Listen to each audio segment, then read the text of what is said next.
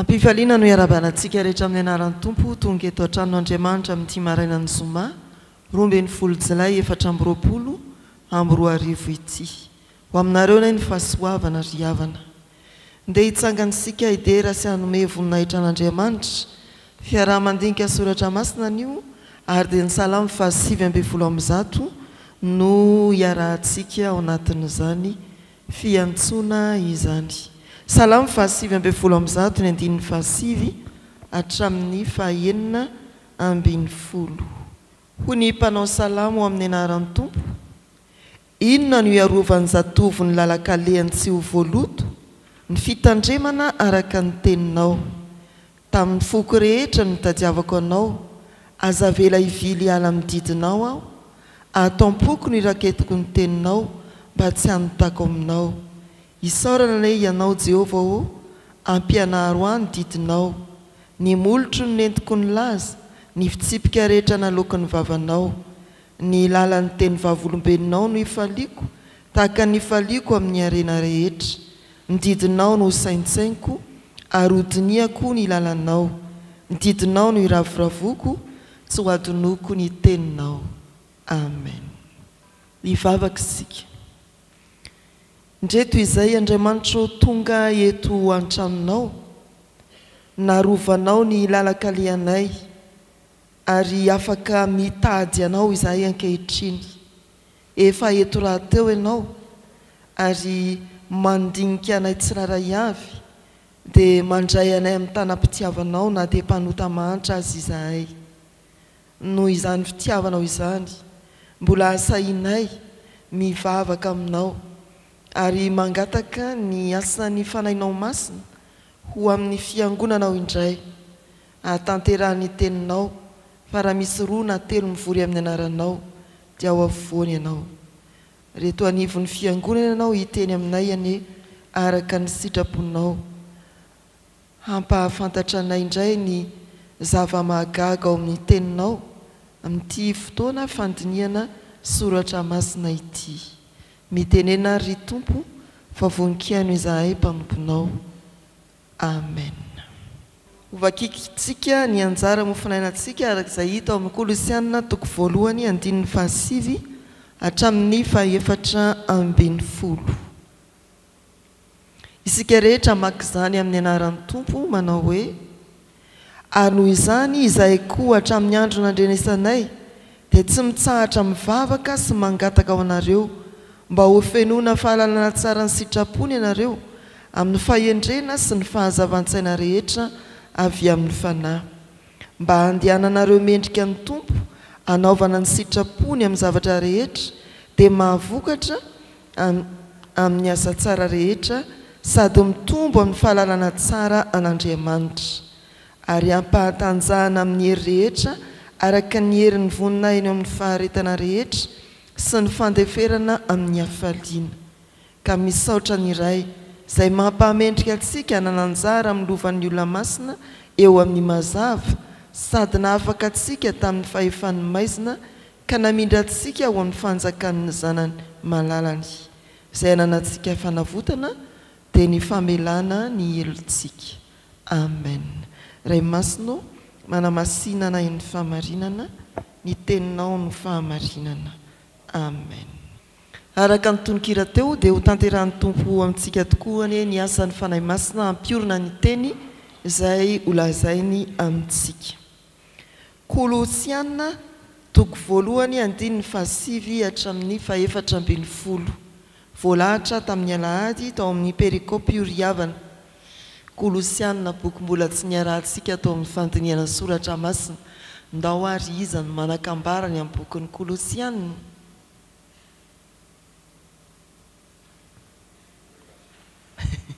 Misy toko 4.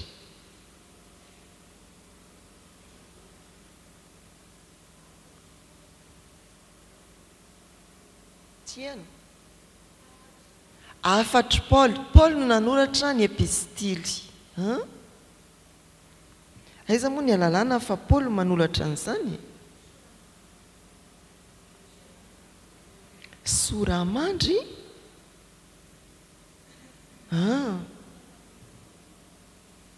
aiza ny alalantsika fa i Paul manoratra ny epistily io eny soramandry moa zany dia karazany feikevitry ny mpanoratra ny mpandrakitra ny soratra masina fa tsy ilay teny no soratan'ny mpanoratra.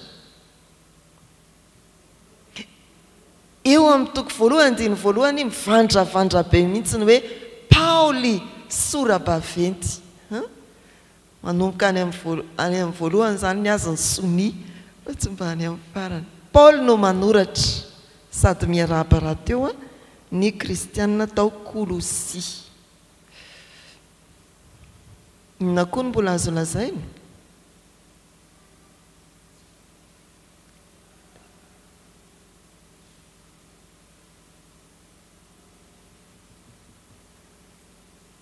Zay ihany, misy manamarika ny fiainan'ny fiangonana misy atsika mihitsy ao amin'ny Kolosianao.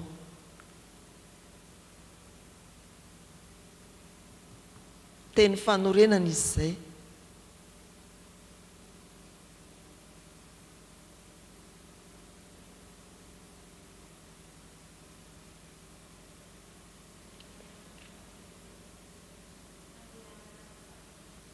Andianana amin'ny fahendrena inona ny andiana? Tsy mbola ao amin'ilay mofinaina aloha sika zao fa amin'ny boky manontolo. Inona no manamarika ny fiainan'ny fiangonana FJKM ao amin'ny Kolosianina?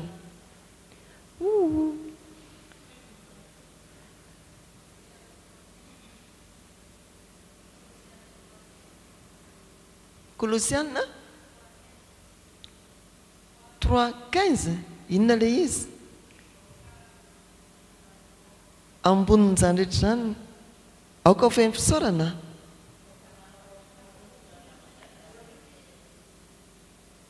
Fa inona manamarika ny fiainan'ny FJKM amin'io?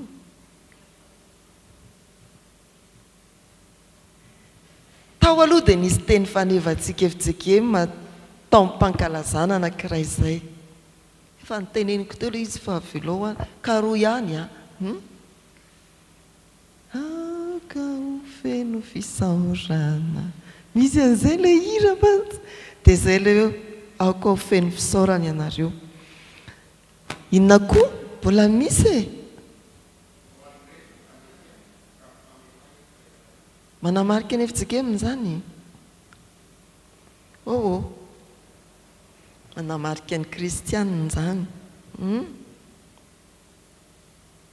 Tao ary vakitsika aloha ilay toko faharoa andininy faraka ambin'ny folo sy faharoa ambin'ny folo hoe ianareo no mamaky azy indrindra ny sekoly alahady.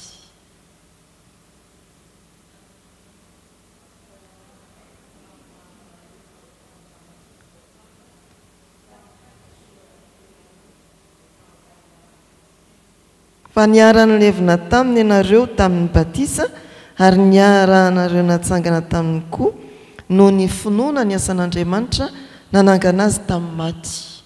Inona io? Anankiray amin'ny teny fanorenana batisa, teny fanorenana fahatelo ao amin'ny batisa io.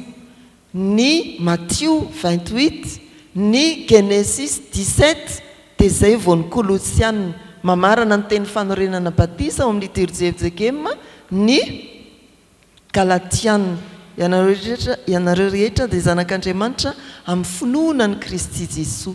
Aiza tsika FJKM zany? Dia kakavera ambakain'ny olona nareo hoe andao indray altsopoka ny kopa. Satria tsy hainareo ilay teny anorenana batisa hoe aiza tsara moa miorina ny batisa. Ho an'ny mpanao batisa olon-dehibe mantsy dia ilay hoe izay mino sy atao batisa no vonjena olona efa lehibe zany mino zany fa tsisy zazakely vao terakerinandro dia hoe mino. Ka aoka mihitsy aloha ino zao vao atao batisa. Izay ny azy ny teny fanorena fa netsika mba fantaro io vakina isaky ny misy batisa io misy dikany ary azavaina ao anatin'ny dinika batisa mba tsy hanao tao foana ny ray aman-dreny manao batisa ny zanany. Manamarika ny fiangonana misy atsika ny saoda misy atsika ny bokin'ny Kolosianina amin'izay nangalana anankiray amin'ny teny fanorenana batisa. Misy toko efatra izy, ndao asika hazakazaka kely efa nazy ve ny mpitendry zava-maneno?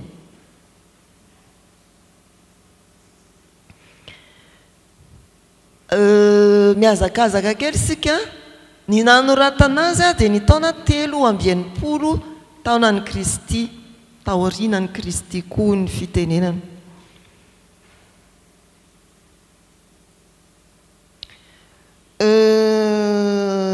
Mitovy karazana amin'ny Efesiana izy antsoina hoe epistily ny fifatorana satria nosoratan'i Paoly tany ampigadrana. Zay moa zany ny voambolana mety azahoantsika azy vetivety, ampifatorana, ampigadrana. Tsy Paoly no nitory teny tany Kolosia fa izany atao hoe Epafra. Nitondra n'ity taratasy ity ho an'ny kristiana tany Kolosia na ho an'ny Kolosiana dia ilay atao hoe Onesimos voalaza ao amin'ny Filemona, Tikiko sy Onesimosy. Ny foto-kevitra izay ampianarina atao amin'ny Kolosiana dia ny maha-Andriamanitra ny Kristy, ny loharanom-pamonjena ny Kristy, izy tsisy ampina, tsisy analana no ny antoka ny famonjena. Ary mamarana an'izao epistily izao ny fiantsoana ny kristiana atao Kolosia mba hiaina ny sitrapon'Andriamanitra, hiaina ny famonjena. Pratika mpiainana. Tahaka ny soratry Paoly tao ho an'ny Romanina, ny toko 2:12 dia fampianarana, ny toko 4 farany dia pratika. Eto koa dia mampianatra i Paoly ary amin'ny farany izy dia miantso mba hampiatra izay nampianarina, miantso ny kristiana mba hampiatra ny lesona azony.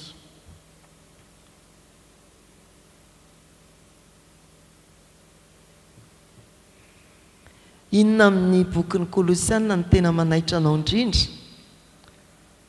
Raha mba namaky izy io 10 minitra dia voavaky a. Sinareo raha nanandrana meloany ankanesana eto androany, do mba vakiana ny Kolosiana ray manontolo 10 minitra dia voavaky. Inona ny tena mba manintona antsika indrindra ao amin'ny bokin'ny Kolosianao?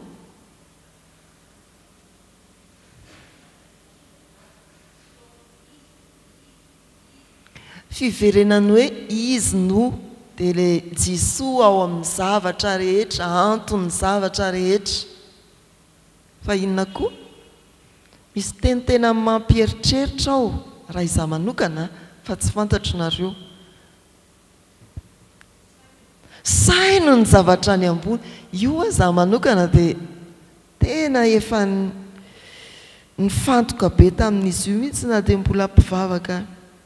Tsy mpandray fanansan'ny tompo akory azy. Dia izao ny voalaza ny soratra masina eo amin'ny toko 7:1 hatramin'ny 4. Dia nge raha antsika mamaky amin'ny anaran'ny tompo hoe koa raha niarana tsy sangana tamin'ny Kristy ianareo dia katsaho ny zavatra any ambony any amin'ny toeran'ny Kristy izay mipetraka eo an-tanana ankavanan'Andriamanitra. Saino ny zavatra any ambony fa tsy ny zavatra etỳ an-tany, fa efa maty ianareo ary ny fiainanareo miara-miafina amin'ny Kristy ao amin'Andriamanitra. Raha iseho Kristy fiainantsika dia hiara-miseho aminy koa amin'ny voninahitra ianareo. Izany ilay manahitra ao. Saino ny zavatra any ambony fa tsy ny etỳ an-tany, efa maty ianareo. Mampieritreritra sady mahabe fanantenana. Fiainanareo miara-miafina amin'ny Kristy ao amin'Andriamanitra. Izay fiainana miafina izay dia mahafinaritra mihitsy. Raha io zany ny vakian'ireny mpanao FB tsy manafina ny fiainan'ireny dia tokony tsy hanao an'ireny tsony izy publiena daholo ity rehetrarehetra ity, fa ny fiainako dia miara-miafina ao amin'ny Kristy amin'Andriamanitra, fa tsy fiainako tsy ataoko publika izany. tsika kristianina zany tokony mahay miaina ny soratra masina. Bibliako amin'ny Jesosy ny any fiainako fa tsy bibliako amin'izay olona rehetrarehetra io a. Tsisy afeny koa any Jesosy mihitsy ary izy manafina an'izany. Dosieko rehetrarehetra afeniny daholo. Da ho ary sika zay amin'ny ankapobeny ty bokin'ny Kolosiana ity a, taony nangalana teny faneva satitiko na 5 taona na 7 taona fa tsy de nalaza zay iry zay. Fa haitsika zay iry zay raha tsy mijery le tantaran'ny FJKM misy hoe ireo hirana namarika ny fiainan'ny fiangonana dia tsy miverina tatsaiko ato. Ary tena manamarika ny hoe ao anankiray miteny fanorenana batisa. Dia ary sika ifantoko amin'ity anjara mofinainantsika androany ity. Dia raisinareo ny taratasy efa nomanina hitondrantsika amin'izany ry havana. Izao texte izao zany hoe ity anjara mofinainantsika ity dia ampafantary ny mpanoratra ny antombavaka izay tononony ho an'ny fiangonana. Eto zany Paul dia milaza hoe za mivavaka ho anareo mba amantaranareo ny sitrapon'Andriamanitra. Zay ny antombavaka fa tsy hoe za mivavaka ho anareo mba ho lasa praiministra nareo fa mba hafantatra ny sitrapon'Andriamanitra eo amin'ny fiainanareo ianareo. Anankiray amin'izay ato anatin'izao texte zao koa ny filazany Paoly na fampatsahivany Paoly fa efa vitan'i Jesosy ny famonjena tamin'ny fanavotana ary dia voavela heloka isika.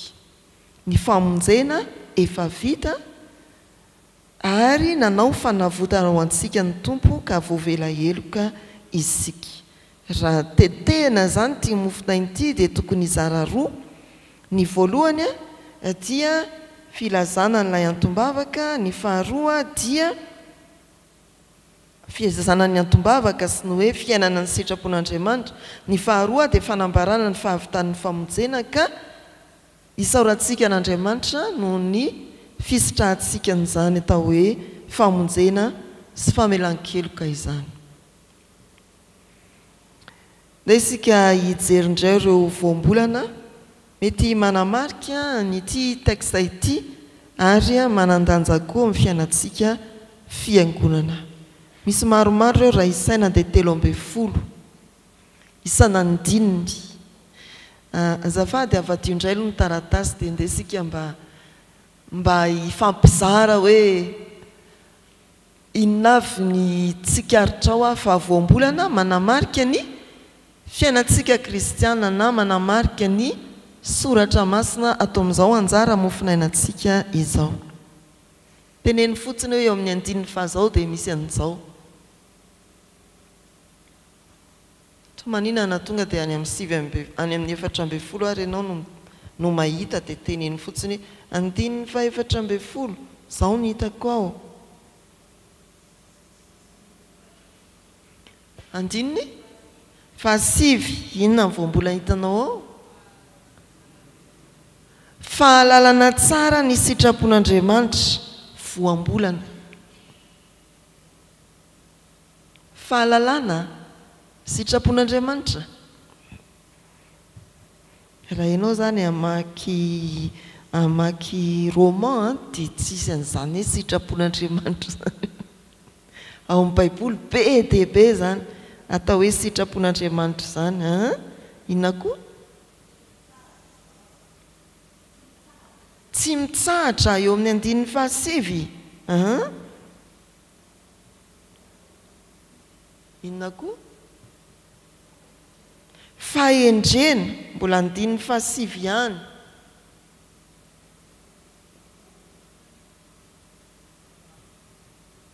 Inona koa?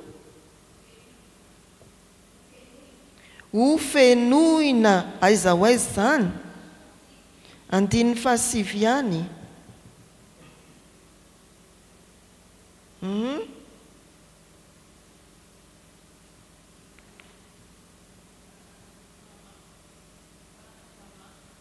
Fanahy.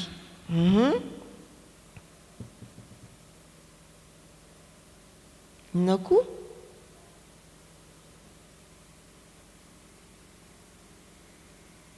Afaka midina hatrany amin'ny dimy fefatra ambin'ny folo antsika. Misy talako maso be vitsy any amin'ny faraparany any.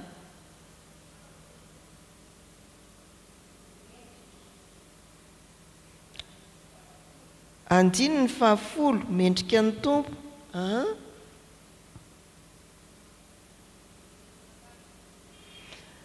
Asa tsara. Ay, mahavokatra.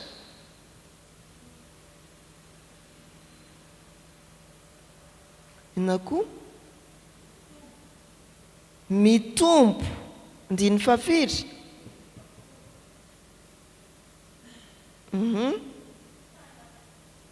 Fanavotana zany ataoko hoe misy talako maso be. Raha baiboly tsisy hoe fanavotana dia aleo izy atao famonoza-mofo. Marina izany ka. Inona koa? Hampahatanjahana eo amin'ny andiny ny faraka ambin'ny folo. Famelan-keloka. Tamin'ny farantsika hoe raha baiboly tsisy hoe mibebaka dia atao inona koa? Famelan-keloka. Baiboly tsisy an'izany dia ngamba dia tsy haiko intsony. Azasiana hoe famelan-keloka ange ao amin'ny baiboly ngamba dia inona tsy moa ny amiko sy aminao? Feno heriny voninay andiny ndraiky ambin'ny folo.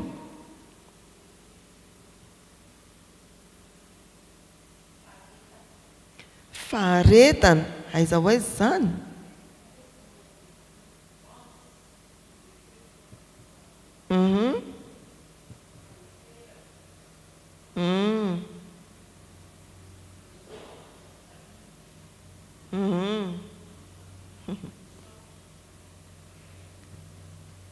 Inona azafady? 12. Mampahamendrika.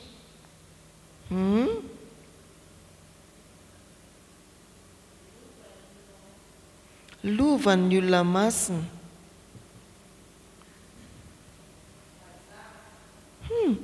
Mazava.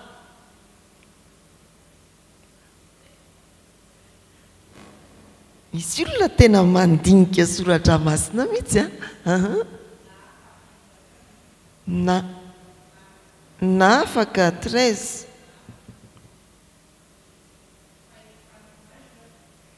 Fahefan'ny maizina.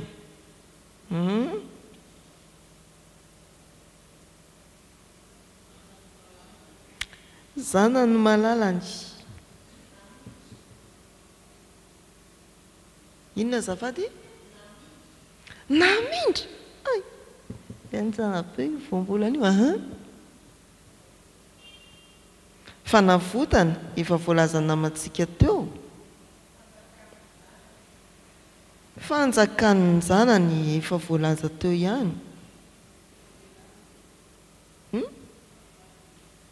Famelan-keloka. Tapitra kosa ngambe be zay raha anangona. Hitantsika amin'izany fa manan-karena voambolana ara-baiboly ity anjara mofinainantsika ity. Zany no mahatonga ny toriteny tsy mba lany. Inona? Tsy lany bala.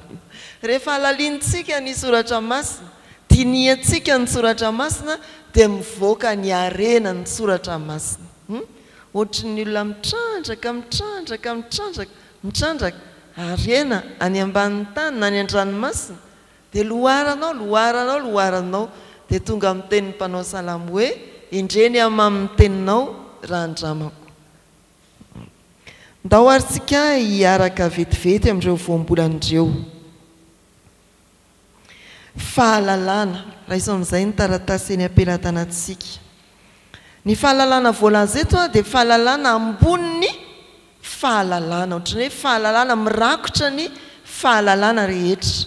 io lay teny grika hoe epinosis zay epi zany raha androny covid dia le fanaronana ny momba anao rehetra masinao sisany hita ka ny fahalalana lazainy eto zany dia le fahalalana ambony ny fahalalana rehetra tsy mijanona ao an-tsaina fotsiny fa tena iainana ny tena fahalalana dia fahalalana iainana anome ohatra misy olona manam-pahaizana mikajy amin'ny kajy matematika fa tsy mahay mikajy raha manao an'ity fiarahamandinika soratra masiny ity zao sika tsy ny mpahay matematika rehetra kory ny tsy mahay mikajy dia efa matematika ny hoe amin'izao ka hatramin'izao maniry amin'izao ka hatramin'izao eo amin'ilay ny boky amin'izao ka hatramin'izao eo amin'ilay zao fa ny mpahay matematika indraindray tsy mahay mikajy fotoana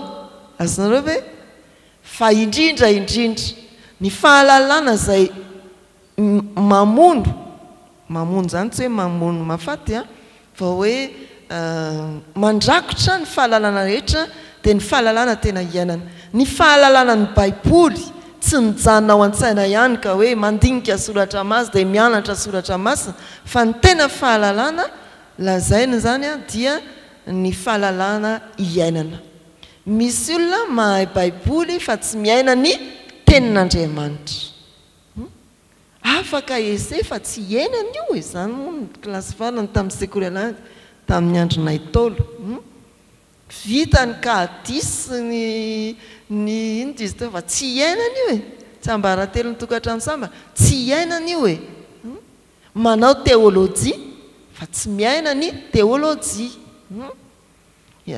tatoato zao eto amintsika efa mivelatra ho an'ny rehetra ny fianarana ny teolojia fa iainana vele izy asa hoe misy anjery manontolo zay mikatroka ny teolojia azahoana mari-pahaizana ekeny ny fanjakana fa iainana ve dia zay misy olona zany manana fahalalana fa tsy miaina fa ny atao hoe fahalalana voalazeto dia fahalalana mandrakotra ny fahalalana rehetra ary fahalalana iainana fa tsy mijanona ato fotsiny zay le salamo fa 9:16 tao atoam-poko iraketako ny teninao mba tsy anontako aminao inona ny arovan'ny zatovo ny lalakaleny mba tsy ho voaloto dia ny fitandremana araka ny teninao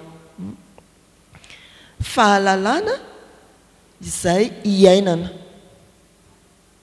dia azafady misy koa olona tsy nandalina dia nandalina ny fitsaboana fa tsy nitsabo-tsony izy fa lasa nanao ino nandrara ohatran'izay hoe nisy nanao pastera fa lasa mivadika taranja fa izy ao amin'ny foana ny fahalalana fa tsy nampiasainy dia zay zany dikan'ity fahalalanyity antombavako Paoly eo amin'ny andininy 7 ny anaran'ny tompo noho izany koa hatramin'ny andro nandrenesanay dia tsy nitsahatra mivavaka sy mangataka ho anareo mba ho fenoana fahalalana tsara ny sitrapony amin'ny fahendrena sy ny fahazavantsaina rehetra avy amin'ny fanahy dia mbola mitoy moa antombavako Paoly zany mba tena hoe fahalalana ambonin'ny fahalalana ny sitrapon'Andriamanitra iainana raha misy zany ny manana fahaizana fahalalana ny amin'izao na ny amin'izao fahaizana manokana amin'nitsy na amin'nitsy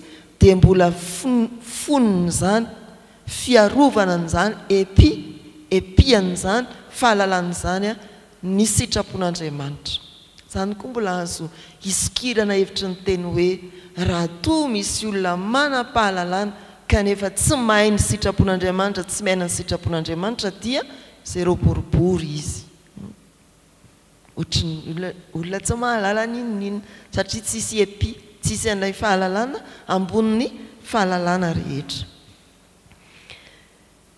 sitrapon'Andriamanitra hoy namatsika teo rehefa mandray telefony nareo ka 34 na 38 dia mora tsarotsika ny teny grika hoe telema sitrapon'Andriamanitra telema midikana dia hoe maniry na mihevitra zay tian'Andriamanitra zay hevitr'Andriamanitra ny tian'Andriamanitra ny hevitr'Andriamanitra no fon'ny fahalalana rehetra zay ny fangatahany Paoly raha misy fahalalana dia aoka ny tian'Andriamanitra sy ny hevitr'Andriamanitra no hifono andrakotra n'izany fahalalana rehetra zany aza tonoina moa zany fa i Paoly dia niasa teo anatrehan'izany atao hoe fahalalana sy fahaizana ambany saoka ny Gamaliela dia olona tena nanam-pahaizana zany Paoly zany izy zany a na dia fohy aza dia natakatra lavitra ny mpisairany ndao ary sika fahendrena Sofia avy amin'ino hoe fitiavam-pahendrenana filozofia fahaizana manavaka sy fahaizana miaina Sofia fahaizana manavaka sy fahaizana miaina mbola ao ihany ilay hoe fiainana ny sitrapon'Andriamanitra ny tena fahalalana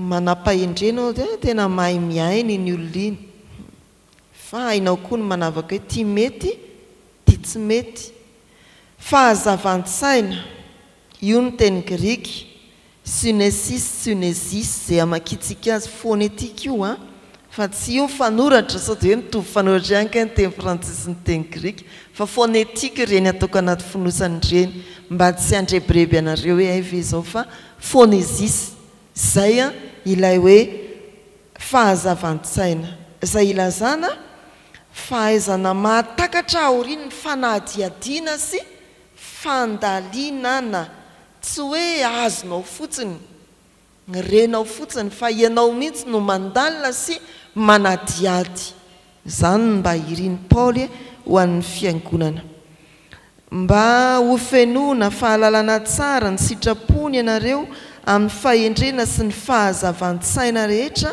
avy amin'ny fanahy reo rehetra reo zany tsy isy azonao hoe andesam-bona satria zany tena beloa zany tena kôkô tsia fa avy amin'inony avy amin'ny fanahy maro tsara fa eflebe eo ny fanahy ny fahalalana ny sitrapon'Andriamanitra ny fahaiza-manavaka na koa fahaiza-miaina ny fahaizana mahatakatra ao aoriana ny fanahadiadiana sy fandalinana lalina dia tsy vita ny saitsika fa asan'ny fanahin'Andriamanitra asan'ny fanahin'Andriamanitra ary tena mangataka Paoly no hoe aoka re mba tena omen'Andriamanitra n'izany a fahazavan-tsaina fahendrena fahalalana tsara ny sitrapon'Andriamanitra zany ny fiangonana tsy ho ambakain'ny olona izy ny olona rehefa bazo dia mora ambakainy sady zany tondra vola 2 alina izy dia mividy siramamy 1 kilao dia vidy zavatra madinidinika dia modetsy ny mpanao any dia miandry valiny eo fotsiny tsika mpividy tsy miasa tsony ny saina fa ndrendre mety diso ihany ny zavatra voakitika atao dia miara dia voambaka eo tsika ary ambakinga ny saitsika dia tsy voambaka izany tsika ataoko hoe hena-kisoa 2 kilao haricot-vert 1 kilao karoty atitaly eo amin'izay raha kinga ny saitsika tsy voambaka izany sika raha vao miandry valiny eo sika toetry ny olona miandry valim-pifidianana andininy 10 voalaza namantsika teo mendrika ny tompo eo amin'ny anaty fonoza dia hoe axios to kyrion axios ilay hoe mendrika ao anatin'izany vao mbola hoe axe miodikodina famolesana moa ny taolo misy fitaovana famolesan'izay dia misy tady ahodikodiny eo amin'ilay landy zany ahodikodiny eo nareo ty lamba landy io sao dia hoe ahoana ny fanaovana ny ahodiny eo eo zany ny axe raha solomaso indray a ny axe dia fanitsinany masonao mivilambilana iny hoe misy axe ny solomasoko ahitsy zany hoe mendrika ny tompo zany hoe miodikodiny eo amin'ny tompo daholo ny fiainanao rehetra na nylazainao na ny asa ataonao ary axios zany hoe mahitsy mifanandrify eo amin'ny tompo ny zavatra ataonao mifanandrify amin'ny sitrapon'Andriamanitra raha raisitsika ny tokotanin'ny Baiboly mifanandrify amin'ny sitrapon'i Jesoa ny zavatra ataonao eo daholo raha mpivarotra akanjo indray dia fantatra le hoe taille standard eo amin'ny Jesoa daholo zany eo daholo ny rehetrarehetra mety araka ny Jesoa daholo ny zavatra ataonao zay le hoe axios dia tsara hoe ianao zany rehefa mivoaka eto dia hoe tena axios tokiriona ve ty fiainanao ty tena miodidina eo amin'ny tompo ve ny fiainanao tena eo foana ve dia miodina amin'izany foana ny malagasy dia miodina eo amin'ny vary foana ny fiainana efa mitady akisaka any amin'ny paty sy mofo dopaina fa zay axe eo amin'io zavatra io ny mombanao rehetra eo amin'ny tompo mifanaraka amin'izay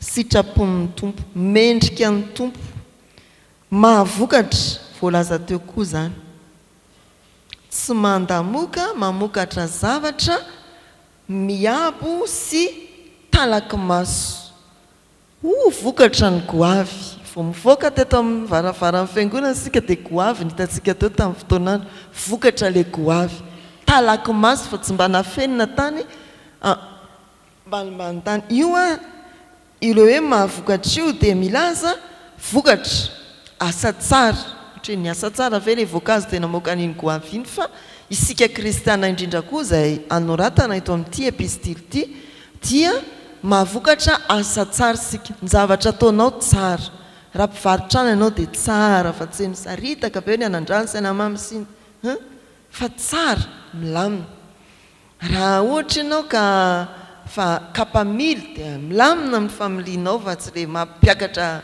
tozitra ny mpandeha ireny izay ilay hoe tsara talaky maso fa ao anatin'io koa ny filazana ny fahatsarana toetra tsika manina fa tsy hita hoe atsapaitanana fa hita taratra eny aminao lay famoram-panahy lay toetra n'Andriamanitra tia antra sy ny sisa zay talaky maso zay ny asa tsara ataonao ny toetra tsara hita taratra aminao zany dia lazaina amin'ity hoe mahavokatra ity inona indray no manaraka fahalalana tsara an'Andriamanitra voambolana hoe fahalalana olona eto moa zany dia ataontsika hoe Andriamanitra ilay fantatra tsara fahalalana ka miaraka ohatrany fahalalako ny vadiko dia tena firaisana lalina amin'izany tena ilazana mihitsy fifandraisana amin'ny mpivady io fahalalana tsara an'Andriamanitra dia midika zany fa tena miraiki-po ary mavitrika ny fifandraisana amin'Andriamanitra tena miraiki-po tanteraka amin'Andriamanitra fifandraisana velona sy mavitrika amin'Andriamanitra tia vavaka tia miangona tia manompo tena mifandray fifandraisana velona sy mavitrika amin'Andriamanitra ohatrany hoe tsy avy miaina mihitsy ianao raha tsy miaraka amin'Andriamanitra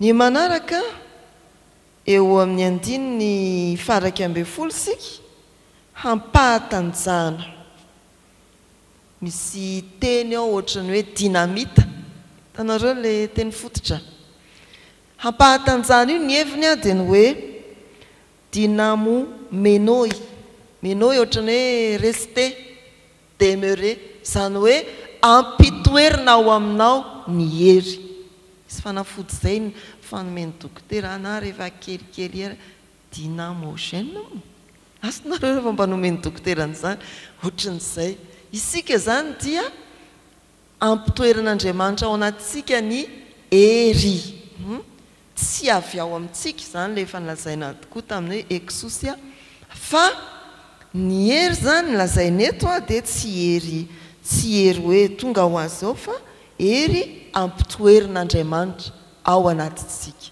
hery avy any ivelany eo moa zany dia hoe misy an'le ny lazaina namatsika hoe hery ny voninahiny mifampitohy eo amin'ny andininy faraky amby folo nefa kitsika ampahatanjana amin'ny hery rehetra araky ny hery ny voninainy zay ampitoerina ao anaty ny hery avela onona ao anaty ny hery zay le hoe ampahatanjana ametrahan'Andriamanitra hery ao anatintsika ampahatanjana amin'ny hery ny voninainy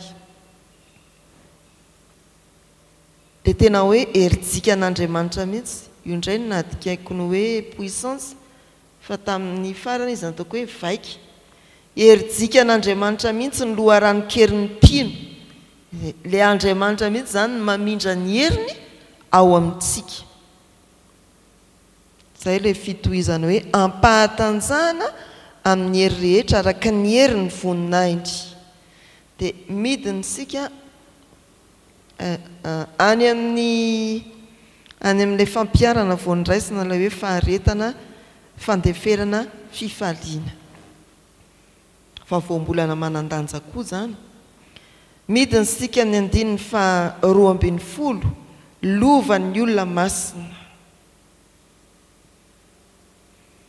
lovan'ny olona masina raha ohatra ka teny fototra io dia nataony hoe lovan'ny masina lovan'ny masina fa nidika tenitsika dia nanao hoe lovan'ny olona masina rehefa miteny mantsy malagasy hoe ny masina dia inona ny eritreretiny amin'izay Andriamanitra sampy ny eritreretin'ny malagasy ozy ny masina ka tsy gaga isika raha nandika teny ny ray aman-drenitsika tany aloha nataony hoe ny olona masina azonareo le fiovana fa ny teny fototra dia hoe ny olo lovan'ny masina ka raha gasy tamin'izany zany no namaky an'io dia nieritretiny hoe lovan'ny zareo ariam-bomanga io na zareo ariananina fa tsy ana fa ny olona masina nandika ny baiboly ny mpandika teny amin'ny baiboly malagasy azy dia ny lovan'ny olona masina dia milazany amin'ny fitahiam-panahy sy ny fiainana mandrakizay miteny hoe fitahiam-panahy dia le milazany mbola izao tsika ety izao fiainana mandrakizay dia izay eto sy ny atrany zay zany zany dia lova omen'Andriamanitra tsika eny eto sika dia efa mpandova efa zanak'Andriamanitra sika aorianan'izao sika dia mbola manana lova vaomana ho antsika lovan'ny olona masina dia ny fitahiam-panahy sy ny fiainana mandrakizay midinysika maizina sy mazava inona ny dikany hoe mazava amin'ny fiteny frantsay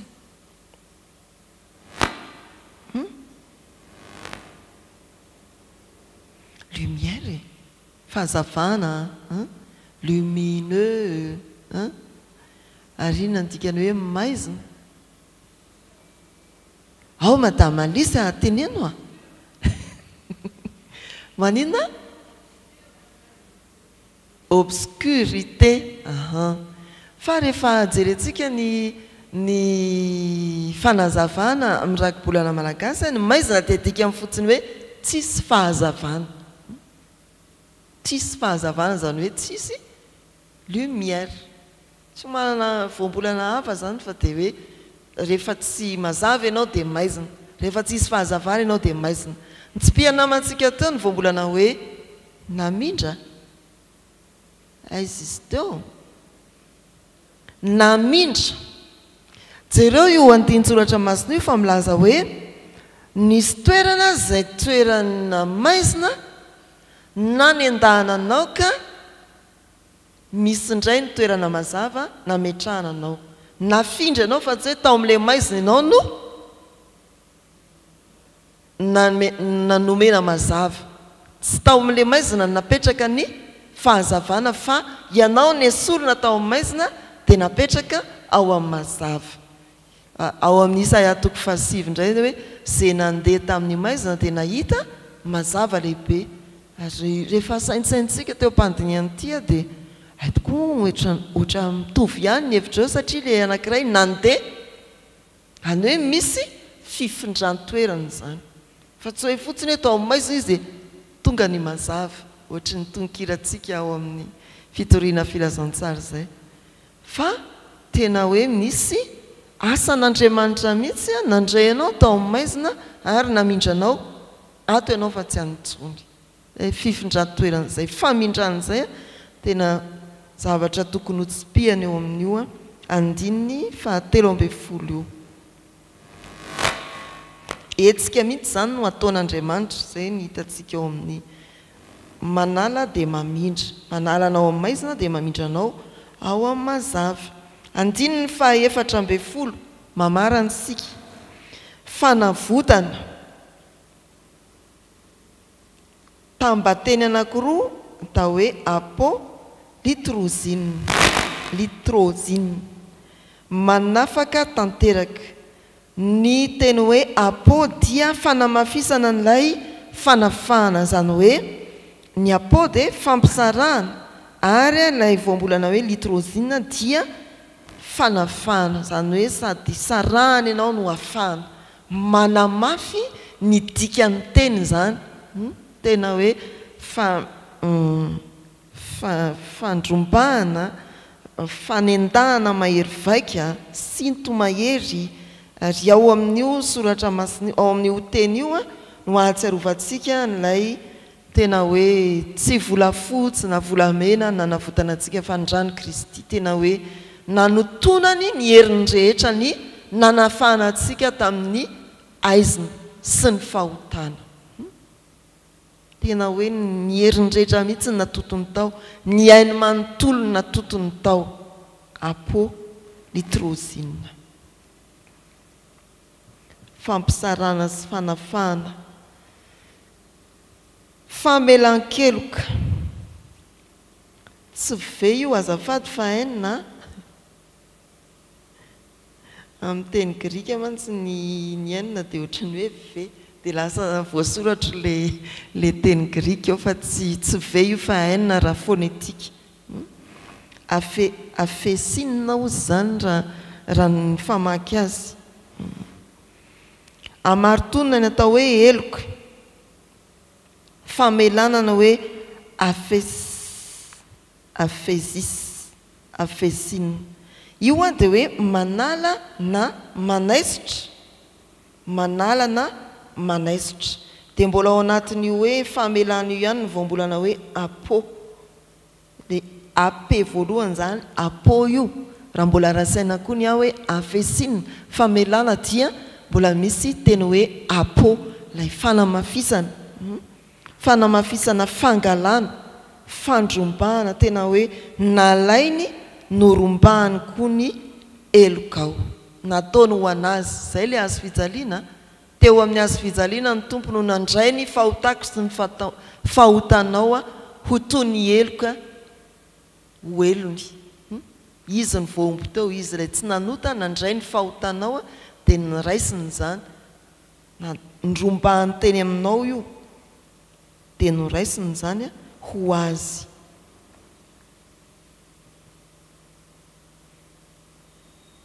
mbola raha lalina izy dia misy hoe manangona avy lavitra minazana zany hoe na dia olona taiza na dia olona taiza dia angony Jesosy amin'ny sobika ny fahotana raisiny ho anazy zay le famelan-keloka na firy ny fahotana dia raisiny ho anazy na iza meloka dia ny raisiny ho azy ny fanameloana io azo fijaliana zany rehefa jerentsika dia inona ny eo vangongo ny fahotan'ny olona rehetra eny Antsorokijy le manao hoe tambesatra mihitsy ny fahotan'izao tontolo zao tamin'ny Jesosy nomboana teo amin'ny azo fijaliana dia za eto zany zao le za aloha tsy mathématicienne fa mba niezaka ankajy haly efa ny fito sasany zao ireo indray ny fampiarana fito miara dia toizantsika voalohany miara mivavaka hamantatra ny sitrapon'Andriamanitra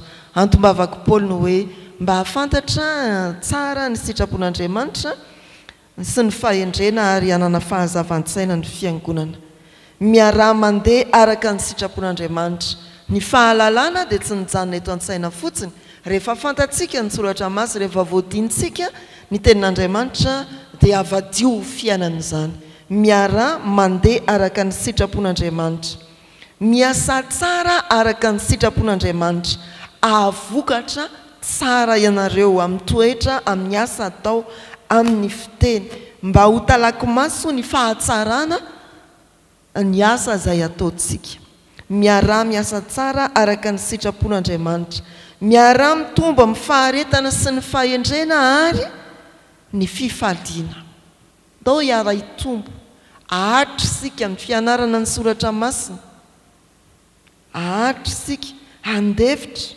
ary tsy akaela dia faly akalagy fotsiny sasany zay zany dia inona zany fa faly foana mandefitra zay maharitra mitombo amin'ny faharetana sy ny fandeferana ary ny fifaliana miara misaotra an'Andriamanitra no ny famonjena vitany io lefa tapany faharoa araka ny voalaza teo mahaiza mankasitraka an'Andriamanitra ny amin'ny famonjena efa vitany miara miaina ao amin'ny fanjakan'Andriamanitra ambarany soratra masina eo andiny 7:20 hoe maizina ka namindra antsika ho amin'ny fanjakan'ny zanany malala zany hoe raha misy fanjakany izay iainantsika toy ny hoe eto Madagasikara dia aza tonoina fa olo ny fanjakan'ny zanak'Andriamanitra koa isika jisoa ny mpanjakatsika raha manana filoha zany ny fanjakana dia aza tonoina fa mbola manana ny filoha ny fanjakan'Andriamanitra isika dia ilay zanak'Andriamanitra Jesosy Kristy ndao hiara miaina ao amin'ny fanjakan'Andriamanitra mba tsy hijanona olony fanjakana ety amin'izao tontolo izao fotsiny sika iriry anaraka ny lalàna eto fa anaraka indrindra koa ny sitrapon'Andriamanitra ny lalàna sy ny didin'Andriamanitra miara mijoro ho vavolombelona amin'izay efa nandraisana ny famelan-keloka dia fifaliana ho an'ny Paoly mihitsy manao hoe ananantsika fanavotana dia ny famelana ny elontsika io dia miankina amin'ny fahatokin'ny tsirairay ny famelan-keloka ny raisiny fa tsy le karazan'olona sika hoe sao mpifaliana izay mifankatsitrana ny famelan-keloka tsangana rehefa avy eo anontaniana ina ny teny famelan-keloka teo ohatrany tsisy fa tena hoe mijoro vavolombelona fa olona voavela heloka ianareo tamin'ny fiarahamandinika soratra masina farany dia nisy ny hoe ny dingana na nizotra ny fiainan'ny olona tena ny bebaka marina dia izy niaiky ny fahotana nandray famelan-keloka ary niova fiainana hitantaratra mihitsy zany a hijoroanao vavolombelona hoe za taloha mpangala tromby za taloha mpangala tsiramamy fa zao a mpividy tsiramamy ho an'ny ao an-trano za taloha zao fa zao aty zany tsony za taloha mpangalatra fa zao a mpanome azonao reve zay zay mihitsy ilay fijoroana vavolombelona fa tsy le ohatrany sasany za moa taloha dia zao dia zao dia zao fa eo amin'ny asanao dia lasa taratra hoe tena vaovao mihitsy ny fiainanao fa tsy lazainao hoe takory irairaina hoe inona ndrendrety zany akory fa hita vakina fotsiny eny hoe tena nandray famelan-keloka mihitsy iny tamin'ny zavatra nataony tany aloha fa tena tsy zany tsony izy zay ilay hoe mijoroa vavolombelona amin'izay efa nandraisana ny famelan-keloka ka miaina miana hiaino ny fahamasinana no meny tompo ho anao hatreo ariavana ny fiarantsika mandinika soratra masina dia androso amin'ny vavaka mangina isika Jisoa misaotra anao izay ny amin'ny teninao ary ankehitriny dia manonona vavaka ampomangina ho setrin'ny zany ho fampiarana ny fiarahamandinika soratra masina teto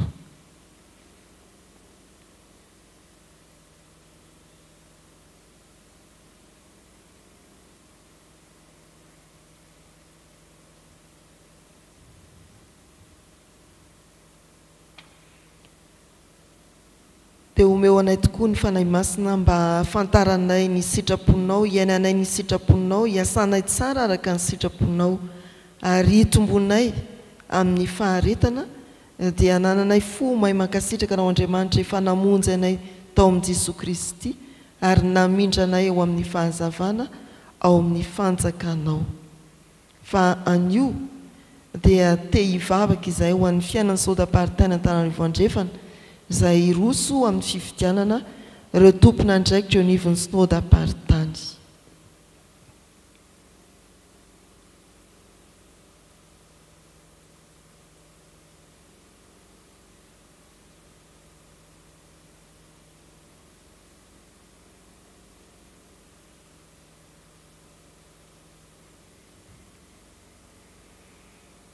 eo ny firenenay tompo manoloan'ireo vaovao ara-piarahamonina ara-politika samihafa dia mino izahay fa tsy manadino ity firenena malagasy ity ianao mbola te hampanjaka ny sitraponao eto amin'izao firenena izao.